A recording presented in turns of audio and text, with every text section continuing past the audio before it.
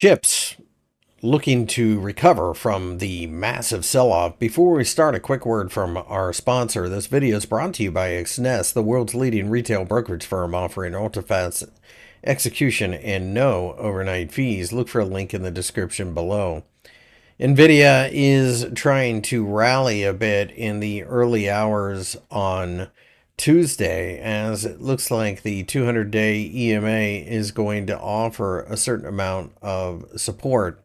When I look at this chart, it looks like absolute panic, and now there are questions about the DeepSeek scenario as to whether or not they really did what they claim they did without Nvidia chips. We'll have to wait and see. But even if they didn't, it certainly looks like the space race, as it were, for AI is on. And that means Nvidia is going to continue to attract inflows. It is because of this that I do think eventually we recover, but the next couple of days might be more or less about trying to stabilize. Broadcom, of course, got hit the same way. In pre-market trading, it looks like it could be up about $5 as it tries to recover and overtake the 50-day EMA again.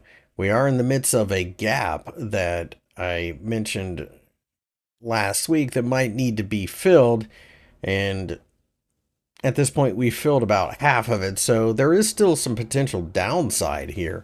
But gaps don't always get completely filled. Sometimes they just make an attempt to and then turn around, so we'll have to wait and see.